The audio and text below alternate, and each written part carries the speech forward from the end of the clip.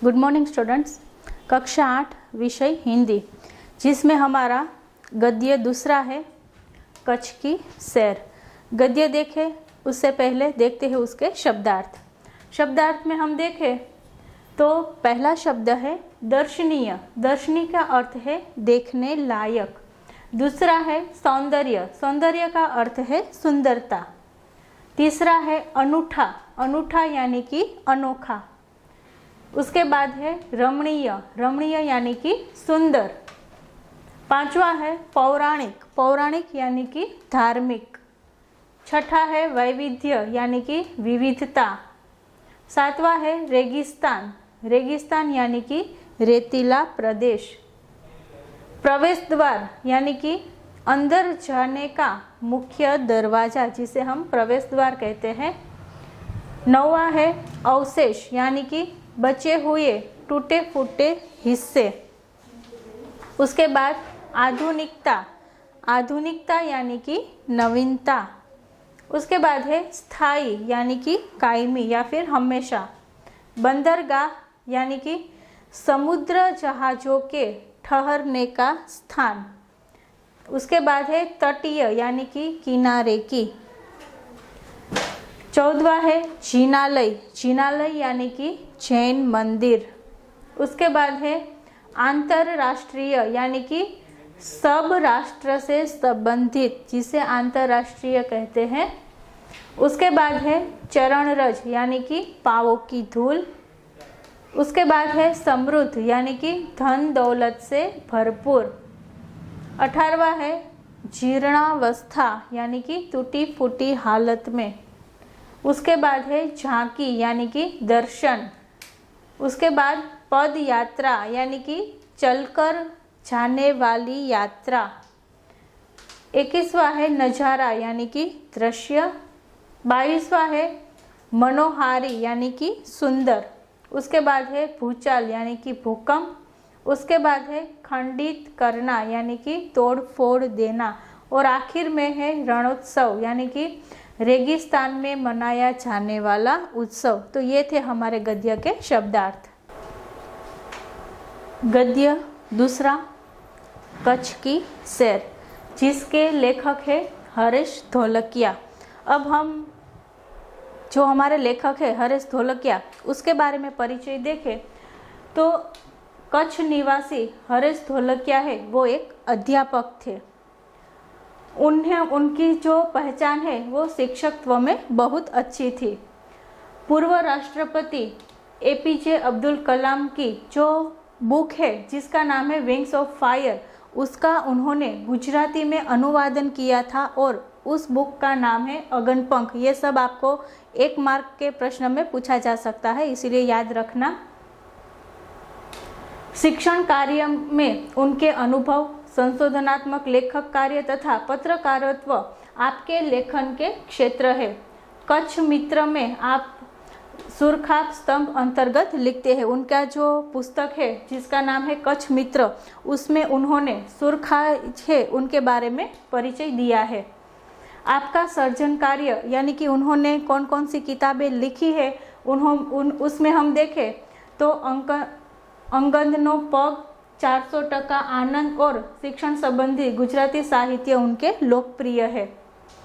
प्रस्तुत इकाई में उन्होंने कच्छ का परिचय कराने का प्रयास है वो किया है, जिसमें कच्छ एवं इर्द गिर्द के दर्शनीय स्थानों का परिचय कराया है। जो हमारे गुजरात राज्य में जो कच्छ जिला है उसके बारे में हमारे जो लेखक है हरीश ढोलकिया, उन्होंने कच्छ का परिचय हमें इस गद्य में दिया है और उनके आसपास जो भी स्थल है उनका परिचय देने का प्रयास हमें इस गद्य में किया गया है। इस इकाई में अपनी संस्कृति का आदर, अपनी विरासत का संरक्षण, देश प्रेम आदि मूल्यों को विकसित किया गया है। यह आपकी रचना कच्छ यात्रा का भावानुवाद प्रस्तुत है। जो हमारा गद्य है उसका प्रकार है यात्रावृत्त, यानी कि ये जो पूरा इकाई है, ये जो पूरा गद्य है वो एक यात्रा वृत्तांत है। यानी कि जो कच्छ है उसकी यात्रा करते करते हमें कौन कौन से जो प्रदेश है वो देखने लायक है, वहाँ कौन सी जगह देखने लायक है, उन सब का परिचय हमें इस गद्य में दिया गया है। गद्य में देखें विशाल भारत में अनेक दर्शनीय प्रांत है, कि हमारा जो भारत देश है वो बहुत ही विशाल है और वहाँ पर अनेक दर्शनीय स्थल है, यानी कि प्रांत यानी कि स्थल। तो हमारे भारत में अनेक ऐसे प्रदेश है जहाँ पर हमें बहुत कुछ देखने को मिलता है। तो हमारे भारत देश में अनेक दर्शनीय यानी कि सुंदर सुंदर जो प्रांत है, स्थल है वो है। सबका अपना महत्व एवं सौंदर्य है, सब जगह का अपना सौंदर्य और अपना महत्व है। गुजरात उनमें से एक अनूठा राज्य है। जो हमारे देश में अलग अलग राज्य है, जैसे कि मध्य प्रदेश है, उत्तर प्रदेश है, गुजरात है, राजस्थान है, तो सभी राज्य का एक अलग महत्व है। तो इसी तरह गुजरात है वो भी एक अनूठा यानी कि अनोखा, इन सब में से गुजरात एक अनोखा राज्य है। गुजरात का एक विशिष्ट जिला है कच्छ। जो हमारे गुजरात राज्य है वहाँ पर अनेक जिलों में डिवाइड है, तो उनमें से जो एक जिला है जिसका नाम है कच्छ, तो कच्छ के बारे में हमें हरीश ढोलकिया ने परिचय है वो दिया है। जो गुजरात का अत्यंत रमणीय प्रदेश है, जो कच्छ है वो गुजरात राज्य का अत्यंत रमणीय यानी कि सुंदर प्रदेश है। यात्रिकों के लिए कच्छ आकर्षण का केंद्र है। कच्छ है वो इतना अच्छा है, वहाँ पर इतने देखने लायक स्थल है कि जो भी यात्री लोग हैं वो अपनी ओर उसको खींचते हैं, तो यात्रिकों के लिए ये एक आकर्षण का केंद्र है वो बन जाता है। इसका पौराणिक महत्व भी कम नहीं है। कच्छ में है वो वहाँ पर अनेक पौराणिक स्थल भी आए हुए हैं, तो यह वहाँ पर पौराणिक यानी कि धार्मिक, तो वहाँ पर जो धार्मिक स्थल है उसका महत्व भी बहुत ज़्यादा है। अनेक दर्शनीय स्थानों के वैविध्य के कारण इसे म्यूजियम भी कह सकते हैं। कच्छ में अनेक दर्शनीय यानी कि देखने लायक स्थल है, इसके कारण कच्छ को हम म्यूजियम यानी कि संग्रहालय भी कह सकते हैं। ये भी एक मार्क्स के प्रश्न में आपको पूछा जा सकता है। कच्छ में प्रवेश करते ही हमें रेगिस्तान के दो भाग देखने को मिलते हैं, कि जैसे ही हम कच्छ में प्रवेश करते हैं वहाँ पर हमें क्या देखने को मिलता है, तो कि रेगिस्तान है उनके दो भाग हमें देखने को मिलते हैं, एक छोटा रेगिस्तान और दूसरा बड़ा रेगिस्तान। इन दोनों में रेगिस्तान जैसा कोई लक्षण नहीं दिखाई देता, रेत कहीं नजर नहीं आती, अतः यह एक अनूठा रेगिस्तान है। जो रेगिस्तान है, छोटा रेगिस्तान और बड़ा रेगिस्तान, तो वहाँ पर इस रेगिस्तान में हमें रेत है वो बिल्कुल दिखाई नहीं देती, यानी कि ये एक अनूठा यानी कि अनोखा रेगिस्तान है। सामखियाली को हम कच्छ का प्रवेश द्वार कह सकते हैं। कच्छ की यात्रा यहीं से आरंभ होती है। जैसे ही हम कच्छ में प्रवेश करते हैं तो कच्छ की यात्रा है वो कहाँ से शुरू होती है, तो कि सामखियाली नाम के गांव से। ये भी आपको एक मार्क के प्रश्न में पूछा जा सकता है कि कच्छ का प्रवेश द्वार कौन सा है, तो क्या जवाब आएगा सामखियाली। या फिर ऐसे भी प्रश्न पूछा जा सकता है कि कच्छ की यात्रा कहाँ से आरंभ होती है, तो उसका जवाब भी क्या आएगा, सामखियाली। तो ये आप याद रखिएगा। तो सामखियाली है उसे हम कच्छ का प्रवेश द्वार है वो कहते हैं, क्योंकि उसी से कच्छ की यात्रा है वो शुरू होती है। यहाँ से उत्तर दिशा की ओर यात्रा का प्रारंभ है वो होता है। सामखियाली से उत्तर दिशा की ओर हम आगे बढ़े तो वहाँ से यात्रा है उसका प्रारंभ यानी कि यात्रा करने की शुरुआत है वो होती है। रापर से धोलावीरा पहुँचते ही हमारी प्राचीन संस्कृति मोहनजोदड़ो का स्मरण है वो होता है। जैसे ही हम सामखियाली से उत्तर दिशा की ओर आगे बढ़ते हैं तो वहाँ पर रापर से धोलावीरा जब हम पहुँचते हैं तो वहाँ हमारी जो प्राचीन संस्कृति है मोहनजोदड़ो, उसका परिचय हमें होता है। मोहनजोदड़ो के बारे में आप सोशल में पढ़ चुके हैं, तो उसका परिचय हमें वहाँ से होता है। यह स्थान 5000 वर्ष के अवशेषों का अंग है। ये जो स्थान है मोहनजोदड़ो का जो स्थान है वो कितना पुराना है, तो कि 5000 वर्ष पुराना है। वहाँ 5000 वर्ष पुराने अवशेष है वो वहाँ पर हमें देखने को मिलते हैं। इस प्राचीन नगरी के दर्शन से ही हम चकित रह जाते हैं कि ये जो प्राचीन नगरी है यानी कि जो मोहनजोदड़ो है, इसका जो देखने लायक स्थल है वो इतना अच्छा है कि इसे देखते ही रह जाते, यानी कि हम चकित है वो हो जाते हैं। हम प्राचीनता में आधुनिकता के दर्शन है वो होते हैं कि मोहनजोदड़ो के दर्शन से यानी कि उसे देखने से वहाँ से प्राचीनता में आधुनिकता के दर्शन है वो होते, यानी कि जो पुरानी चीज़ है उसे नए तरह से दिखाई देती है हमें। आगे देखें, ये जो पूरा दृश्य है वो मोहनजोदड़ो का है। सामखियाली से पश्चिम की यात्रा करते भचाऊ नजर आता है, जो बड़ा गांव है जैसे कि नगर। जब हम सामखियाली से आगे बढ़ते हैं तो वहाँ पर हमें क्या दिखाई देता है, तो कि भचाऊ जो एक बड़ा गांव है। वहाँ से गांधीधाम औद्योगिक कारखानों का शहर है। यहाँ सिंधी प्रजा पाकिस्तान से आकर स्थायी हुई है, कि जैसे ही हम भचाऊ पहुँचते हैं उससे आगे हम जाते हैं तो वहाँ पे क्या आता है, तो कि गांधीधाम जो एक औद्योगिक शहर है, क्योंकि वहाँ पर अलग अलग कारखाने हैं वो हमें देखने को मिलते हैं, इसीलिए उसे औद्योगिक कारखानों का शहर भी कहा जा सकता है। ये भी आपको पूछा जा सकता है। और गांधीधाम में सिंधी प्रजा है वो पाकिस्तान से आकर वहाँ पर स्थायी है वो हुई है। गांधीधाम आदिपुर तथा गोपालपुरी उद्योगों के कारण विकसित हुई दिखाई देती है, कि ये जो तीनों शहर है यानी कि गांधीधाम, आदिपुर और गोपालपुर, वहाँ पर उद्योगों है वो बहुत सारे विकसित हुए हैं, इसीलिए वहाँ हमें विकासशीलता है वो ज़्यादा दिखाई देती है। आदिपुर में गांधी स्मृति तथा पास ही कंडला बंदरगाह का बड़ा महत्व है, कि आदिपुर में किसका महत्व है, तो कि गांधी स्मृति का, और उसके पास जो कंडला बंदरगाह है उसका महत्व भी बहुत ज़्यादा है। कंडला का विकास यहाँ की प्रजा के लिए महत्वपूर्ण है, कि कंडला है वो क्या है, तो एक बंदरगाह है, और उसका महत्व वहाँ की प्रजा के लिए अधिक है, क्योंकि जैसे ही कंडला का विकास होता है उसे ही वहाँ के जो लोग हैं उसको रोजगारी है वो मिलती है, तो इसीलिए कंडला वहाँ की प्रजा के लिए कंडला का विकास है वो बहुत महत्वपूर्ण है। कंडला से दक्षिण की ओर भद्रेश्वर अति प्राचीन जैन यात्रा धाम है, कि जैसे कंडला से हम आगे बढ़ते हैं तो वहाँ से भद्रेश्वर है वो अति प्राचीन यानी कि बहुत पुराना जैन यात्रा धाम है, यानी कि जैन के जो मंदिर है वो वहाँ पे हमें देखने को मिलते हैं। जैन के मंदिर कहाँ पर देखने को मिलते हैं, तो कि भद्रेश्वर में। ये भी आपको पूछा जा सकता है। संगमरमर से बना 2500 वर्ष पुराना जिनालय भूकंप में खंडित हुआ। उनके पुनः निर्माण का कार्य जोरों से चल रहा है, कि संगमरमर यानी कि जो आरस पत्थर होते हैं उसे संगमरमर कहा जाता है।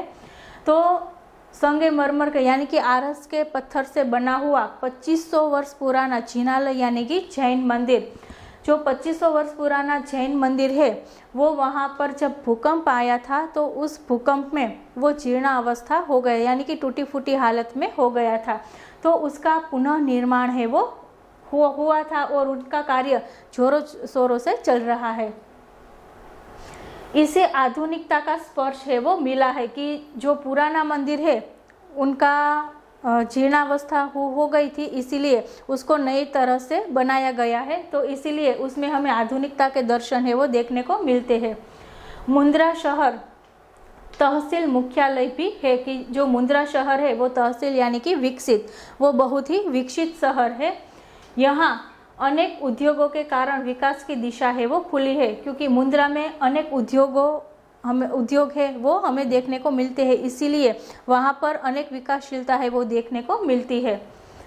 समुद्र के किनारे बंदरगाह विकसित है वो हुआ है, कि जो मुंद्रा में समुद्र है वहाँ पर बंदरगाह है, यानी कि जो समुद्र जहाज रखने की जो जगह है उसे हम बंदरगाह है वो कहते हैं। तो वहाँ पर बंदरगाह है वो विकसित हुआ है। यहाँ कुछ प्राचीन इमारतें भी है, कि यहाँ पर मुंद्रा में कुछ प्राचीन इमारतें हैं वो भी हमें देखने को मिलती है। यहाँ पर देखिए इसकी तस्वीर हमें दिखाई देती है।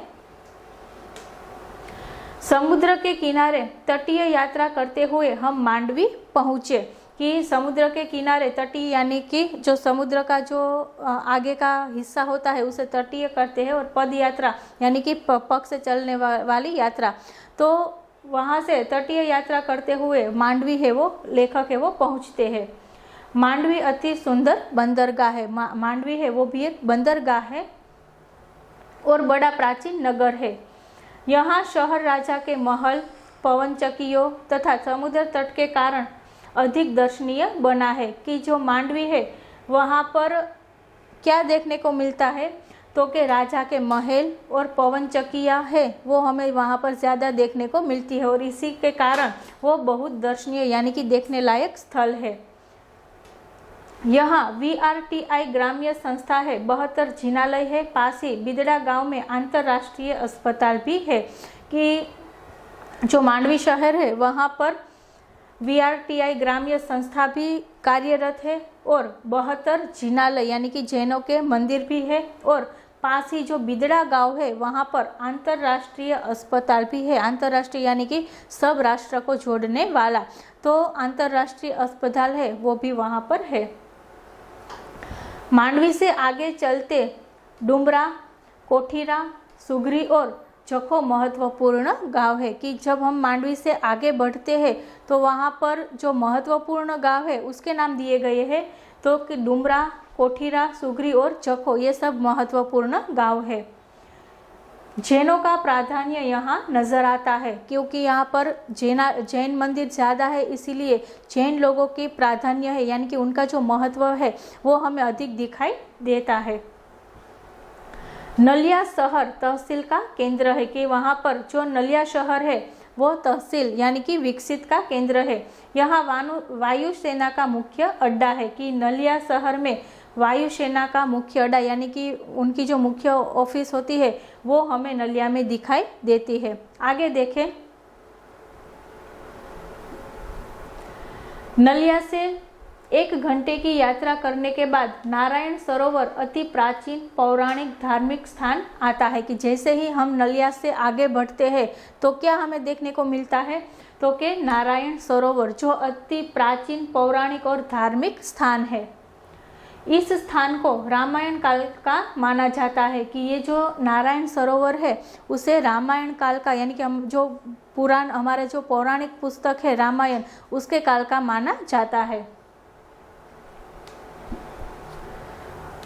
वहाँ कोटेश्वर नामक दर्शनीय मंदिर है जहाँ से रावण गुजराता, यह पूरे भारत का प्राचीन स्थान माना जाता है कि जैसे ही हम नारायण सरोवर से आगे बढ़ते हैं तो वहाँ पर कोटेश्वर नामक जो मंदिर है वो हमें देखने को मिलता है। माना जाता है कि इस मंदिर से रावण है जो रामायण का एक पात्र है तो रावण गुजरा था ऐसा माना जाता है और ये जो मंदिर है कोटेश्वर वो भारत का सबसे प्राचीन स्थान है।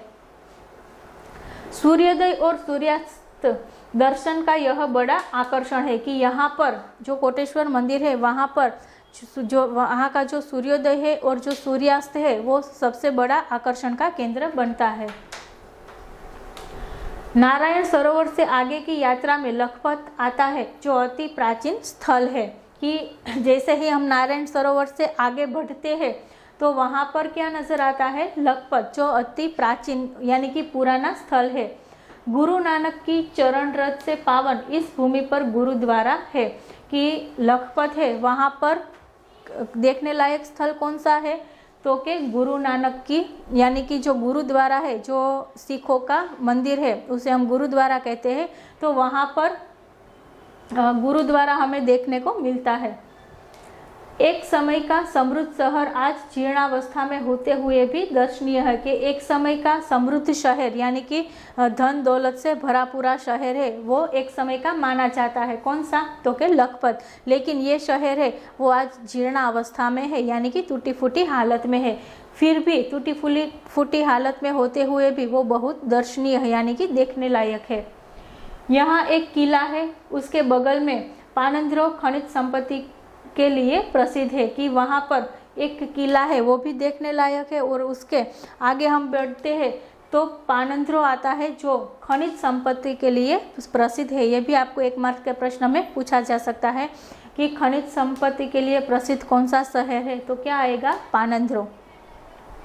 उसके बाद देखें, साथ ही विद्युत निर्माण का यह केंद्र है, पानंद्रो है वो खनिज संपत्ति के लिए भी प्रसिद्ध है और साथ ही विद्युत निर्माण का भी ये केंद्र है। लखपत से मध्य कच्छ की ओर बढ़ने पर हाजीपीर मुसलमानों के लिए श्रद्धा का केंद्र आता है कि जैसे ही हम लखपत से आगे बढ़ते हैं तो वहाँ पर हाजीपीर है जो एक दरगाह का नाम है, तो हाजी पीर है वो मुसलमानों के लिए एक श्रद्धा का विषय है वो बन जाता है।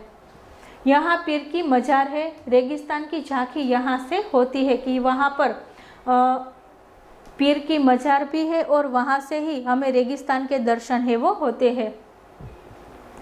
रास्ते में माता का मठ नामक धार्मिक स्थान है कि वहाँ से जैसे हम आगे बढ़ते हैं तो माँ आशापुरा का जो मठ है वो रास्ते में ही आता है, जहाँ नवरात्रि के पर्व पर लोग पद यात्रा करते हुए श्रद्धा भाव से दर्शनार्थ आते हैं कि जो आशापुरा माता का जो मंदिर है, जो मठ है, वहाँ पे जो श्रद्धालु लोग हैं वो पद यात्रा करते हुए वहाँ पर दर्शन करने के लिए जाते हैं और उसका महत्व भी बहुत ज़्यादा है। आगे नखत्राणा प्राकृतिक नज़ारों का केंद्र बना है। रास्ते में चक्ष, पुरेश्वर मंदिर, वांढाई जैसे मनोहारी प्राचीन स्थान है कि जैसे ही नखत्राणा से हम आगे बढ़ते हैं तो नखत्राणा है वो प्राकृतिक नज़ारों का केंद्र है, क्योंकि वहाँ की प्राकृतिक सौंदर्य है वो बहुत ही अधिक है। और वहाँ रास्ते में कौन कौन से स्थल है वो आते हैं तो कि चक्ष, पुरेश्वर मंदिर और वांढाई जैसे स्थान है वो वहाँ पर हमें देखने को मिलते हैं। आगे देखें, अब कच्छ का मुख्य केंद्र भुज आते ही उसके वैभव का परिचय होता है कि ये सब देखने के बाद जो कच्छ का मुख्य केंद्र है यानी कि भुज, वहाँ पर आते ही उनका जो वैभव है, भुज का वैभव, उसका परिचय है वो होता है। वहाँ पर देखने लायक स्थल हम देखें तो कि आईना महल, प्राग महल, टावर, स्वामीनारायण मंदिर, हिल गार्डन, हमीरस तालाब, भुजिया पहाड़, लोक संग्रहालय, विश्वविद्यालय आदि के दर्शन करके हम आनंद ले सकते हैं कि भुज है वहाँ पर अनेक देखने लायक स्थल है, जैसे कि आईना महल है, प्राग महल है, टावर है, स्वामीनारायण मंदिर है, हिल गार्डन है। तो ये सब देखने लायक स्थल है वो कहाँ पर आए हुए हैं तो कि भुज में आए हुए हैं। सन 2001 के भूचाल ने इसे खंडित किया तो लोगों ने उसे नए स्वरूप में पुनः निर्माण करके और सुंदर शहर है वो बना दिया कि जब 2001 का भूकंप आया था तो हम सबको पता है कि कच्छ है वहाँ पर बहुत अधिक नुकसान है वो हुआ था। तो जब भूचाल यानी कि भूकंप के वजह से भुज है वो पूरा खंडित हो गया था तो लोगों ने फिर से उन्हें पुनः नया निर्माण है वो कर दिया है और भी आकर्षण का केंद्र है वो भुज है वो बन गया है।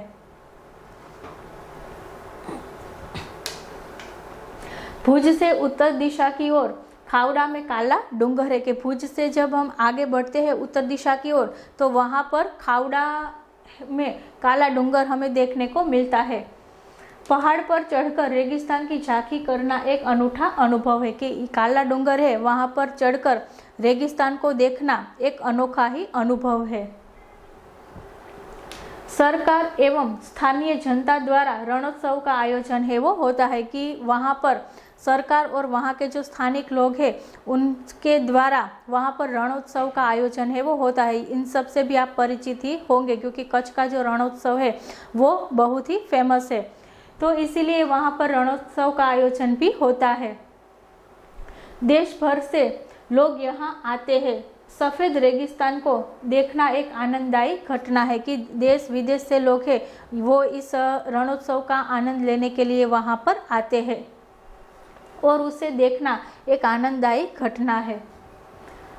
भुज से अंजार भी जाया जाता है। आगे बढ़ते हुए सृजन संस्था में यहाँ की प्रजा की हस्तकला का परिचय है वो होता है कि जैसे ही भुज से हम आगे बढ़ते हैं तो वहाँ अंजार है वो जाया जा सकता है और उससे आगे बढ़ते हुए वहाँ पर एक संस्था है जिसका नाम है सृजन। तो सृजन संस्था में वहाँ के लोगों की यानी कि कच्छ के लोगों की जो हस्तकला है, हस्तकला का प्रदर्शन है वो हमें सृजन संख्या में देखने को मिलता है। उससे आगे देखें तो जैसल तोरल की स्मृति में मंदिर बना है जो ऐतिहासिक स्थान है। जैसल तोरल ये नाम भी आप लोगों ने सुना होगा। तो जैसल तोरल की जो समाधि है वो भी हमें वहाँ देखने को मिलती है। यहाँ से आदिपुर तथा गांधीधाम भी जा सकते हैं कि वहाँ से आगे हम आदिपुर तथा गांधीधाम है वो भी जा सकते हैं। सूरजबारी नामक संस्था से हमारी कच्छ यात्रा पूर्ण है वो होती है जो अविस्मरणीय स्मृति छोड़ जाती है कि आखिर में जो हमारी यात्रा है वो कहाँ पर ख़त्म होती है, तो कि सूरजबारी नाम की जो संस्थान है उस स्थान से हमारी यात्रा है वो पूर्ण होती है और अविस्मरणीय यानी कि कभी न भूलने वाली जो यादें हैं वो हमें पीछे वो छोड़ जाती है। कहा जाता है कि कच्छ नहीं देखा तो कुछ नहीं देखा। कच्छ गुजरात का गौरव है और दुनिया भर के लोगों के लिए किसी भी मौसम में दर्शनीय एवं आकर्षण का केंद्र है। कि ये बात भी आपने सुनी होगी कि कच्छ नहीं देखा तो कुछ नहीं देखा, क्योंकि कच्छ है वो बहुत ही देखने लायक और बहुत ही अच्छा स्थान है। तो कच्छ है वो गुजरात का गौरव और दुनिया भर के लोगों के लिए किसी भी मौसम में देखने लायक स्थल है और वो एक आकर्षण का केंद्र है वो दिखाई देता है। इसका जो अनुवाद है वो महेश भाई उपाध्याय ने किया है। अभ्यास में हम देखें तो यहाँ पे आपको जो प्रश्न दिए गए हैं, मरुभूमि या फिर रेगिस्तान, कच्छ के 3 बड़े शहर, कच्छ में स्थित धार्मिक स्थल और कच्छ के ऐतिहासिक स्थल, तो इन सब के बारे में आपको 4-5 वाक्य है वो लिखने हैं। या फिर जो रेगिस्तान है तो रेगिस्तान के बारे में आपको 4-5 वाक्य लिखने हैं। इस तरह से आपको ये कंप्लीट है वो करना है। आगे देखें,